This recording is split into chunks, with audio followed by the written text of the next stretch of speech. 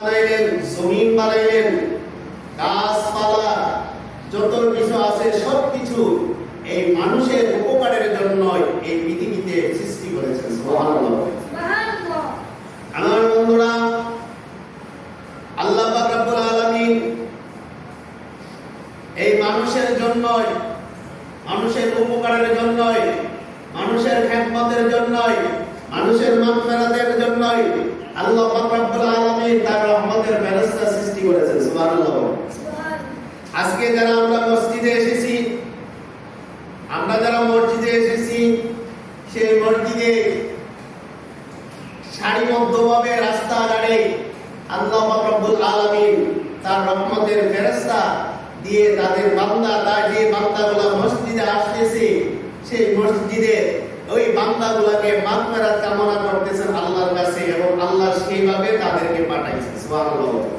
আজকে আমরা যারা এই মসজিদে ঢুকতেছি, আল্লাহর রহমতের ফেরেশতা দুইজন এই গেটের মধ্যে আছেন। কে ঢুকতেছেন সর্বপ্রথম তার একটা পুরস্কার দিবেন, দ্বিতীয়বার কে ঢুকছেন দ্বিতীয় সারিতে তাকে পুরস্কার দিবেন, তৃতীয় সারিতে কে ঢুকছেন তাকে এভাবে পুরস্কার দিবেন এবং শেষবেলা যারা ঢুকবেন তারা একই রকম পুরস্কার দিবেন।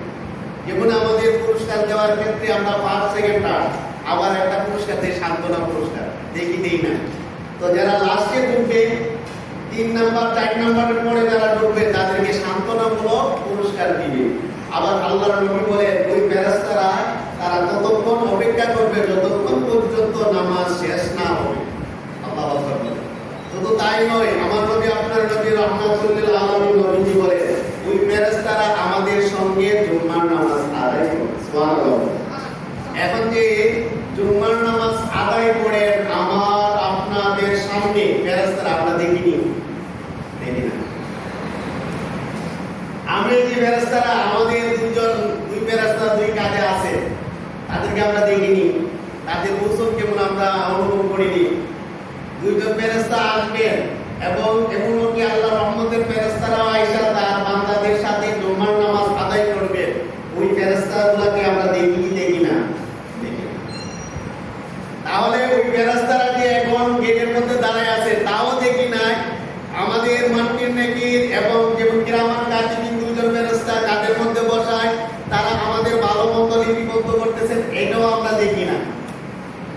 তাহলে ফেরেশতারা যদি অদৃশ্য রেখে আল্লাহ পাক রব্বুল আলামিন আমাদের হিসাব নিকাশ তার ফেরেশতার মাধ্যমে ডায়েরি লিপিবদ্ধ করতে পারেন, তাহলে আমার দয়ার নবীকে আসার সুযোগ করে আল্লাহ দিতে পারেন কি পারেন না? পারেন না? বা আমার নবী আসতে না পারলেও আমার নবী মদিনা থেকে দেখার ক্ষমতা আল্লাহ দিতে পারেন কি পারেন না? পারেন। এবং এমন কই কিতাবের মধ্যে আমার নবী বলেন যে আমি মদিনা থেকেও শুনতে পাই, ইচ্ছে করলে আমি আসতেও পারি। সুবহানাল্লাহ। আয়েশা আমি আমার উম্মতদেরকে দেখেও যেতে পারি, এই ক্ষমতা আমার আল্লাহ আমাকে দিয়েছে। সুবহানাল্লাহ। আমার বন্ধুরা, তাই আমাদের বিশ্বাস রাখতে হবে কিরামান কাতিবিন দুই ফেরেশতা যেভাবে আমাদের কাজের মধ্যে বসে আছে, কিরামান কাতিবিন ছাড়া অন্যান্য ফেরেশতারা যেভাবে রাস্তাঘাটে দাঁড়ায় তার আল্লাহর বান্দাদের জন্য মাগফিরাত কামনা করতে পারে আমরা দেখি নাই। আবার এই দুইজন ফেরেশতা তাই কে প্রথমে সর্বপ্রথম মসজিদে ঢুকছেন, এই ঢোকার যে লিপিবদ্ধ কাগজের মধ্যে করতেছেন সেটা যদি আল্লাহ দিতে পারেন আমরা দেখি নাই, এটা আমরা বিশ্বাস করতে পারি আমাদের নবী যে আমাদের সামনে আসতে পারে এটাও আমাদের বিশ্বাস করতে হবে। তার নামই ঈমান। তার নাম কি? ঈমান। আমরা দেখি নাই জান্নাত, দেখছি কি নাই? আমরা জান্নাত দেখি নাই, আমার নবীর মাধ্যমে আমরা শুনতে পারলাম জান্নাতের 8টি দরজা রয়েছে। সুবহানাল্লাহ। 8টি দরজার মধ্যে 8টি রুম রয়েছে, যেটা বলা হয় 8টি জান্নাত। শুধু তাই নয়, 8টি জান্নাত ব্যতীত যে 7টি জাহান্নাম রয়েছে, অর্থাৎ একটি জাহান্নামের মধ্যে 7টা দরজা রয়েছে, 7টা দরজার মধ্যে 7টা কক্ষ রয়েছে। এগুলা আমরা দেখি নাই, আল্লাহকে আমরা দেখি নাই, অন্যান্য নবীদেরকে আমরা দেখি নাই, আমাদের দয়াল নবীজিকে আমরা দেখি নাই, ফেরেশতা দেখি নাই, লৌহ কলম কোনো কিছু দেখি নাই। এভরিথিং জান্নাত জাহান্নাম বানাইছে এবং হাসর কায়েম করবে তাও দেখি নাই। পুরোপুরিরা জান্নাতে থাকবে তাও দেখি নাই। পুরোপুরিরা আমাদের জন্য খেদমত করবে তাও আমরা দেখি নাই। আমাদের জন্য জান্নাতে খাবারের ব্যবস্থা করবেন তাও আমরা জানি নাই, আমরা দেখি নাই। না দেখে যেভাবে বিশ্বাস নবীকে জান্নাত থেকে, আমাদের নবীকে এই মদিনা থেকে এসে আমাদেরকে দেখতে পারেন, সেটাও আমাদের বিশ্বাস করতে হবে। আর এই বিশ্বাস করার নাম হলো কি ঈমান। সুবহানাল্লাহ। আমার বন্ধুরা, আল্লাহ পাক রব্বুল আলামিন এই পৃথিবীটাকে তছনছ করে দিবেন, এটাই স্বাভাবিক। এত সুন্দর করে সাজাইছেন, আসমান বানাইলেন, জমিন বানাইলেন। আসমান বানানোর বলে আসমানের কোনো একটা খুঁটি নাই, এই জমিন বানাইলেন, জমিনের নিচে কোনো একটা খুঁটি নাই। আছে কি আছে নাই? আমরা স্টেজ বানাইলে খুঁটি দিই, আমরা মসজিদ বানাইছি, একটা খুঁটি দিছি, একটা পায়া, চারদিকে আরো পায়া দিছি কি দিছি না? এই মসজিদের জন্য, মজবুতের জন্য আমরা ঘর বানাইলে যেরকম আমরা পায়া দিই, আমরা ঘরের খুঁটির জন্য সেরকম একটা থেকে চারটা, চারটা থেকে আটটা, আটটা থেকে 10টা কিভাবে খুঁটি দিই। ঘরের মজবুতের জন্য আসমান বানাইলেন, আজও পর্যন্ত আমরা একটা খুঁটি দেখি নাই। জমিন বানাইলেন, আমরা আজ পর্যন্ত একটা খুঁটি দেখি নাই। ও দুনিয়ার মানুষ, আল্লাহ কত মহান, আল্লাহ কত মহান। এত সুন্দর করে আসমান বানাইলেন, এত সুন্দর করে জমিন বানাইলেন। আল্লাহ বলেন, আমি এগুলাকে আবার তছনছ করে দেব, আমি এগুলাকে আমি ভেঙে ফেলবো। মানুষ যখন এই পৃথিবীতে থাকবে না, মানুষ যখন নাফরমানির মধ্যে লিপ্ত হয়ে যাবে, আমি আল্লাহকে চিনবে না, আমি আল্লাহ বলে তারা দাবি করবে না, তারা মানুষকে প্রভু বলে দাবি করবে, তারা মানুষের প্রতি বিশ্বাস করবে। আমি আল্লাহ বলতে কেউ থাকবে, আমি আল্লাহ বলতে মানুষ চিনবে না। ওই সময় আমি একজন ফেরেশতাকে দায়িত্ব দিলাম, ওই ফেরেশতার নাম হলো হযরত ইসরাফিল আলাইহিস সালাম। সেই ইসরাফিল আলাইহিস সালাম তিনি তার সিংহা নিয়ে বসে আছেন। সিংহা যখন ফু দিবেন, সিংহা ফু দেওয়ার সাথে সাথে এই পৃথিবীটা কি হয়ে যাবে? তছনছ হয়ে যাবে, ধ্বংস হয়ে যাবে।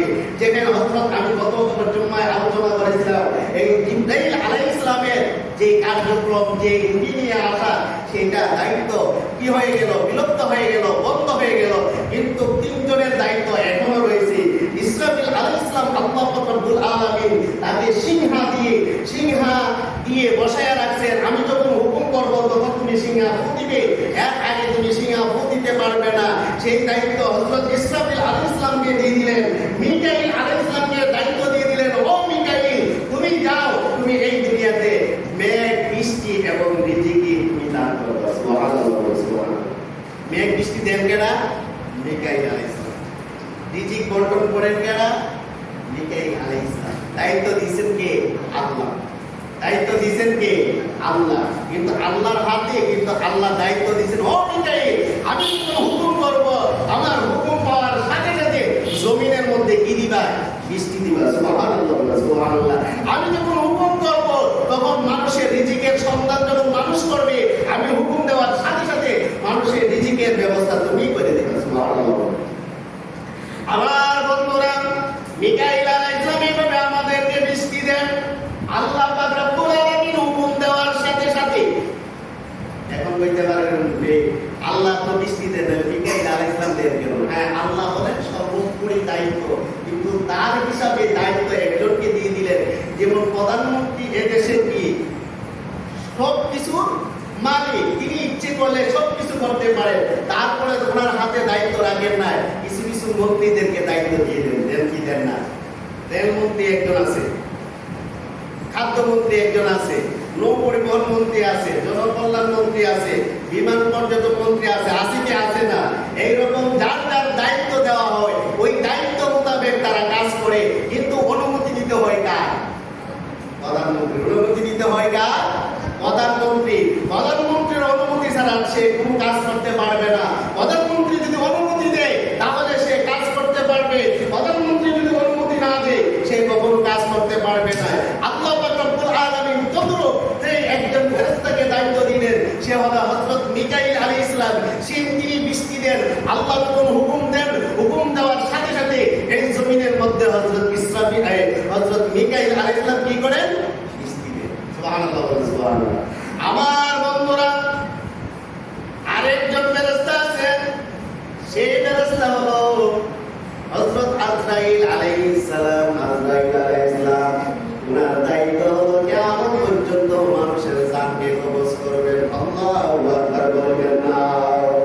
আবার বন্ধুরা, আমি গতকাল সে আজরাইলের দৃশ্যগুলা, আজরাইলের ভয়ঙ্কর গুলা আমি আলোচনা করেছি, কিন্তু আজকের আলোচনায় বিষয় আসবে হযরত ইসরাফিল আলাইহিস সালাম সিংহা নিয়ে বসে আছেন। সিংহা কখন দিবে, এই পৃথিবী কখন ধ্বংস হয়ে যাবে, এই পৃথিবীটা কখন তছনছ করে ফেলবে, কিয়ামত হয়ে যাবে। ও বন্ধুরা বন্ধুরা বন্ধুরা বন্ধুরা, এই পৃথিবীতে যখন কোনো মানুষ আল্লাহ নাম নেওয়ার মানুষ থাকবে না, আল্লাহ বলতে আল্লাহ আল্লাহকে চিনবে না, তখন এই পৃথিবীটাকে আবার পর্যাপ্ত পরিমাণ ঈমান এবং দায়িত্ব হিসাবে হযরত ঈসা আলাইহিস সালাম এই পৃথিবীতে আবির্ভাব করবেন। আবির্ভাব করার পরে আবার পরিপূর্ণ ইসলাম কায়েম করবেন। আল্লাহু আকবার বলুন। আমার বন্ধুরা, ইসরাফিলের দায়িত্ব যখন শেষ হয়ে যাবে, ইসরাফিল আলাইহিস সালাম কত বছর দায়িত্ব নিবেন? 30 বছর। সুবহানাল্লাহ বলেন। কত বছর? 30 বছর। তিনি হায়াত পাইছেন 40 বছর। কত বছর? 40 বছর। 30 বছর এই পৃথিবীতে রাজত্ব করবেন, আর বাকিটা এই পৃথিবীতে তিনি আসছিলেন। এখন বর্তমান কোথায় আছে? চৌথ আসমানে। সুবহানাল্লাহ বলেন। কোথায় আছে? চৌথ আসমানে। চৌথ আসমানে আল্লাহ পাক রব্বুল আলামিন নিয়ে গেলেন। কিভাবে? এটাও একটা ঘটনা ঘটেছিল ঈসা আলাইহিস সালামের ব্যাপারে। এটা একটা ঘটনা আছে, ওই ঘটনার প্রেক্ষাপটে আল্লাহ জানেন ঈসা আলাইহিস সালাম আল্লাহর কাছে বলেছিলেন, আল্লাহ আমি পৃথিবীতে আর কিছু চাই না, আমার বাবা নাই, তুমি আমাকে বাবা ছাড়া এই পৃথিবীতে কি করেছো? প্রেরণ করেছো, আমি বাবা ডাকি নাই। মারে পেয়েছি মরিয়ম আলাইহিস সালাম, মায়ের গর্ভ থেকে আমি এসেছি, আমার মাকে অনেক মানুষ অনেক খারাপ কথা বলেছে। কি বলেছে না? বাপ ছাড়া ছেলে। এই দুনিয়াতে যদি কেউ আসেনি বাপ ছাড়া ছেলে নাই, আল্লাহ পৃথিবীতে পাঠাইতে পারেন, তার প্রমাণ দিয়েছে। তোর আমার মাকে নিয়ে অনেক কথা বলেছেন মানুষই, কিন্তু আপনি কোরআনের মাধ্যমে আপনি স্পষ্ট করেছেন আমার মা হলো পবিত্র। সুবহানাল্লাহ সুবহানাল্লাহ। আমার মা পবিত্র। আমি আমার বাবাকে দেখি নাই, তবে আপনার কাছে একটা ফরিয়াদ করলাম, একটা আবেদন করলাম, আপনি আমাকে শেষ নবীর উম্মত বানাবেন। সুবহানাল্লাহ। আল্লাহ আমাকে আপনি শেষ নবীর উম্মত বানাইবেন, আমার আরাধনা। আল্লাহ বলেন, ও ঈসা, আমি তোর আরাধনাকে কবুল করে নিলাম, আমি তোরে এই পৃথিবীর মধ্যে শেষ নবীর উম্মত বানায়া পৃথিবীতে প্রেরণ করব। শুধু তাই নয়, সেই পৃথিবীর মধ্যে তুই ইসলাম কায়েম করবে। যখন আমাকে আল্লাহ বলে চিনবে না, মানুষ যখন অন্য মানুষকে আল্লাহ বলবে, এমনকি পাথরকে আল্লাহ দাবি করবে, গাছকে আল্লাহ দাবি করবে, মূর্তিকে আল্লাহ দাবি করবে, চন্দ্রকে আল্লাহ দাবি করবে, সূর্যকে আল্লাহ দাবি করবে, এরকম আমার বিভিন্ন প্রাণীদেরকে তারা নিজে তৈরি করে আল্লাহ দাবি করবে, আমি যে আল্লাহ তারা বিশ্বাস করবে না। ওই সময় আমি তোদেরকে আবার তোকে আমি এই পৃথিবীতে প্রেরণ করবো, প্রেরণ করে আবার পরিপূর্ণভাবে আমার নবীর ইসলামকে সুন্দরভাবে বাস্তবায়ন করবি। বাস্তবায়ন করার ফলে পরে আসবে দাজ্জালের যুগ। দাজ্জালের যুগের পরে আবার আল্লাহকে ভুলে যাবে। তখন আল্লাহকে যখন ভুলে যাবে, তখনই কিয়ামত শুরু হয়ে যাবে। আমার নবী, আপনার নবী রাহমাতুল লিল আলামিন নবীজিকে জিজ্ঞেস করলেন, সাহাবায়ে কেরামরা, ইয়া রাসূলুল্লাহ, নবী গো,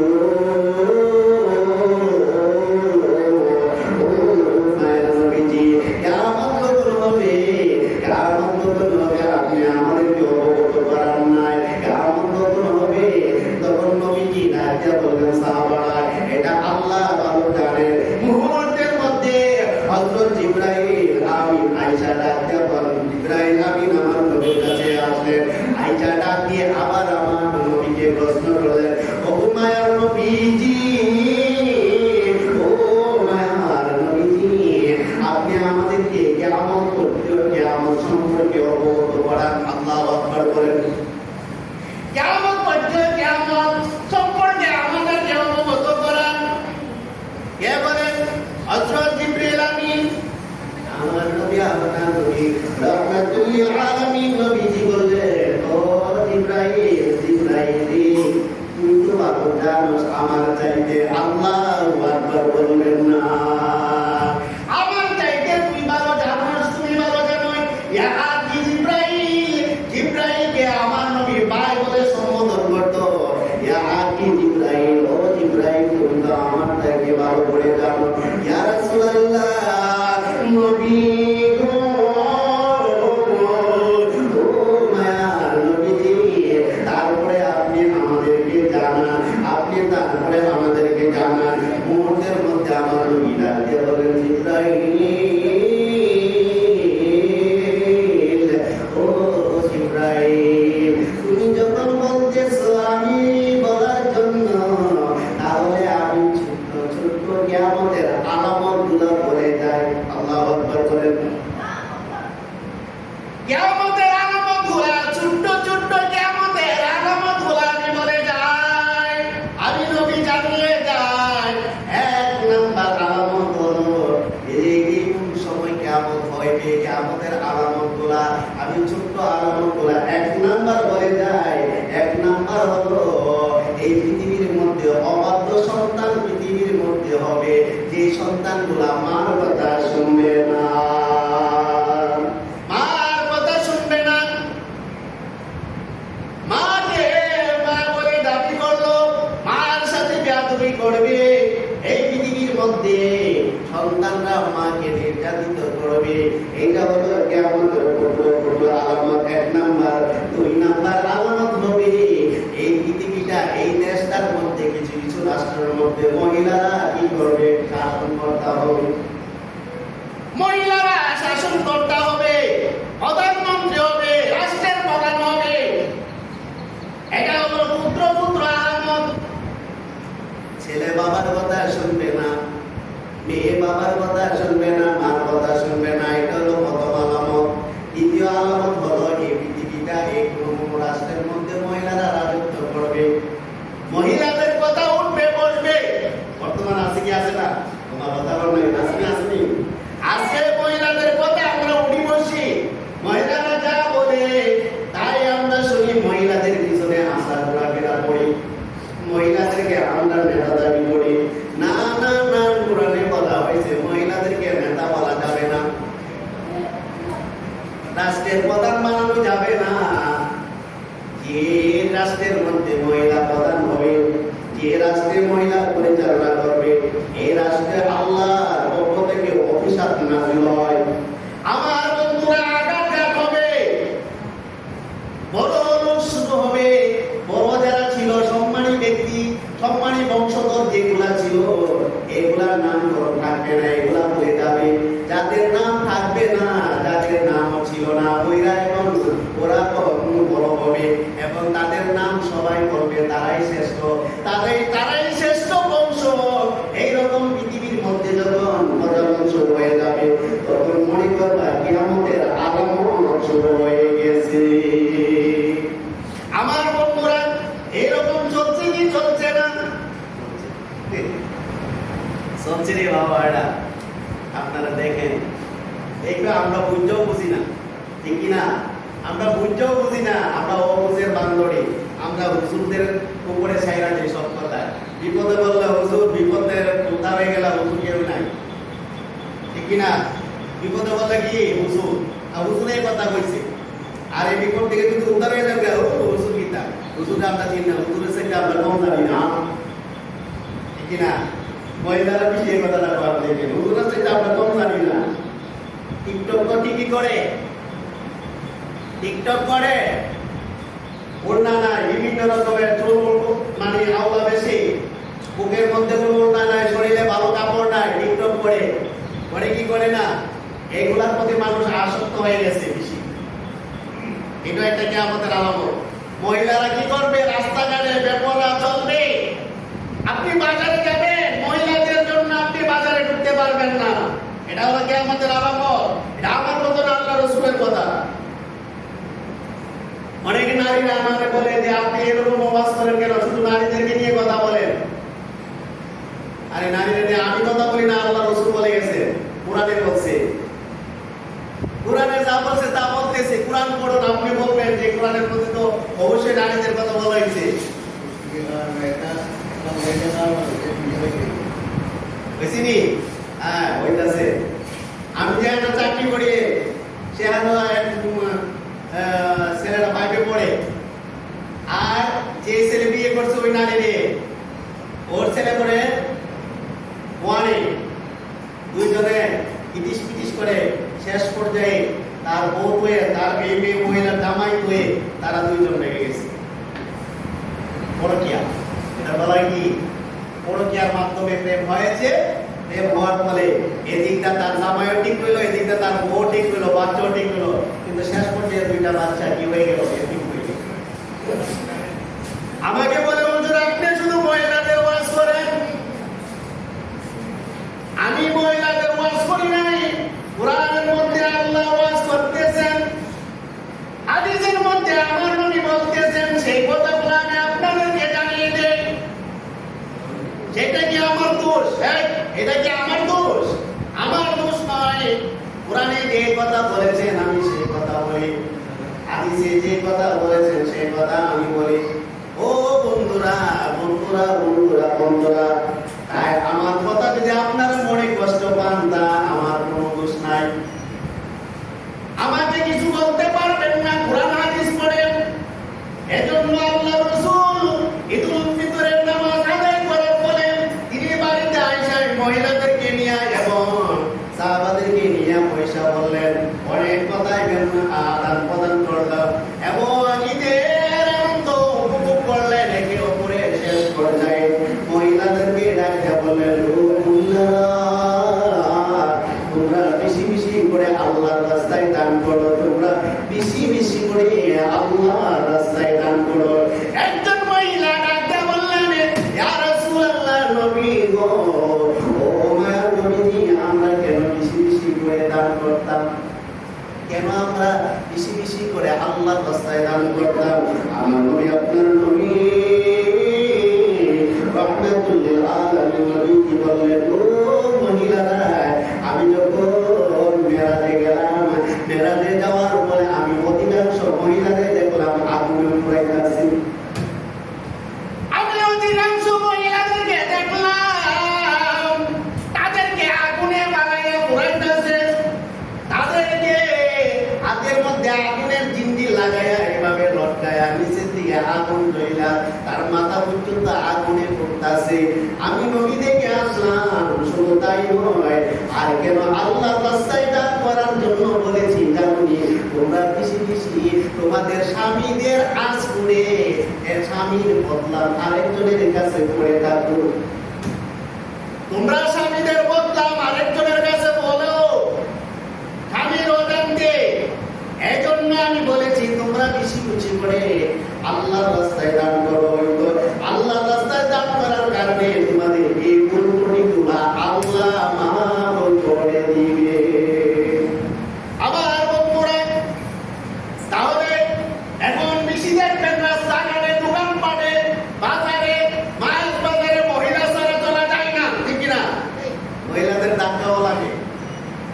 আমি মাছ বাজার প্রায় প্রতি শনিবারে মাছ বাজার করি। বিশেষ করে মাছ বাজারে ঢুকলে মহিলাদের ধাক্কা এক সাইডে থাকতো। এত মহিলা কেন?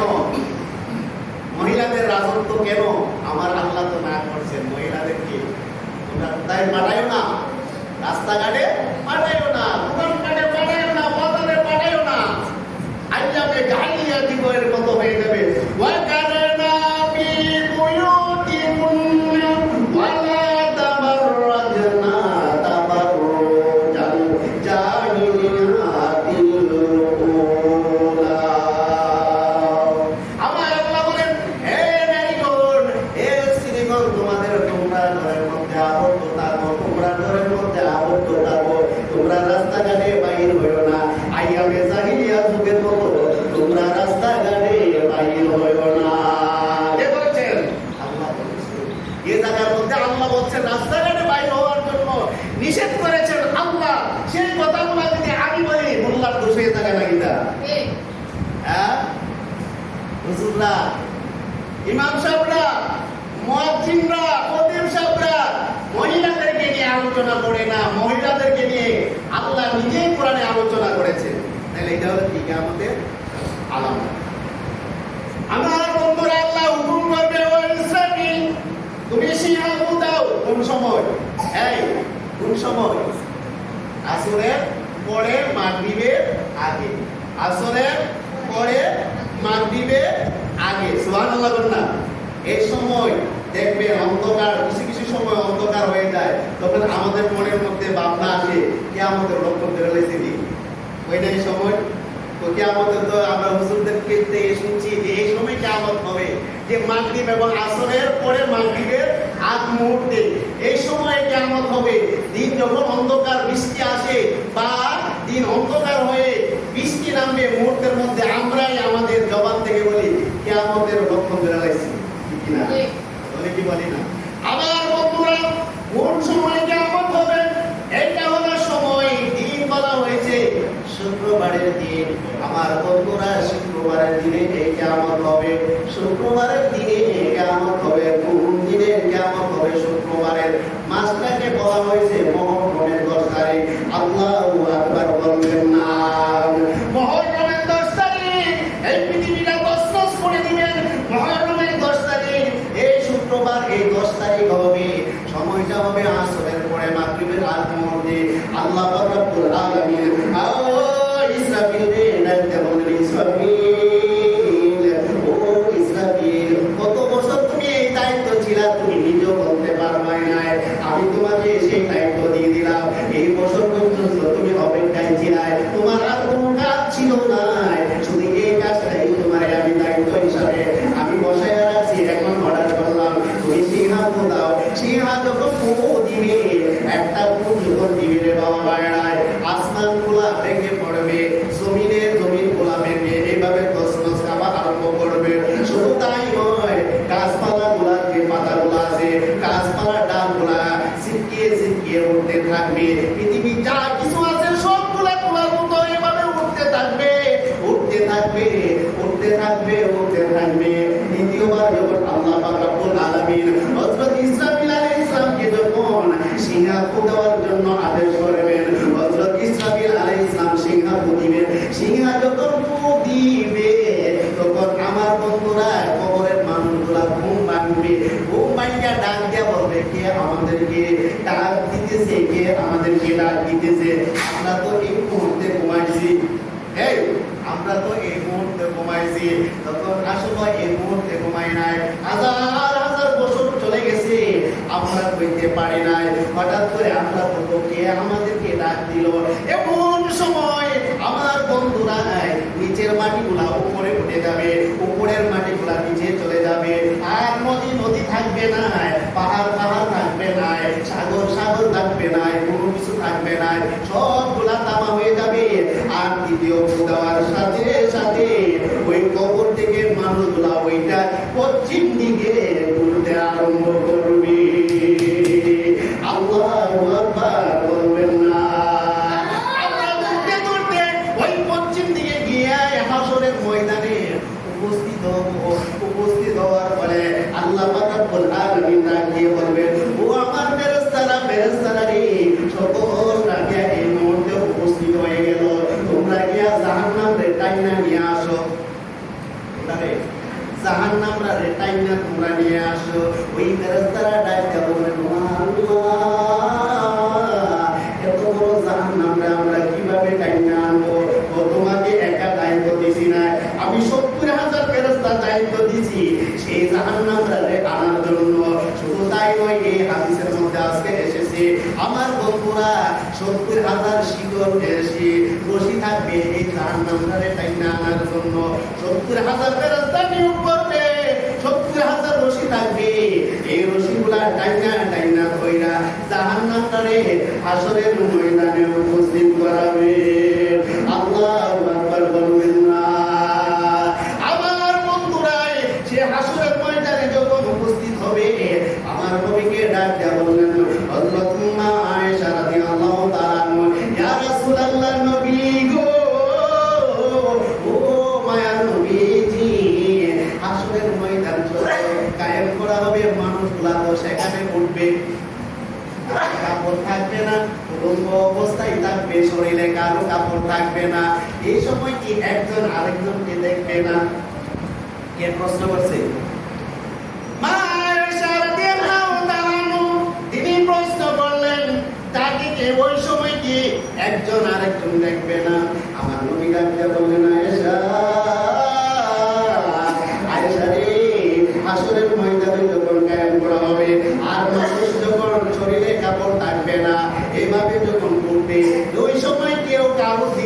তাকানোর সময় থাকবে না। প্রত্যেকটা মানুষ নিজেকে নিজের দিকে তাকায়া থাকবে আর নিজেকে নিজে নিয়ে চিন্তায় থাকবে।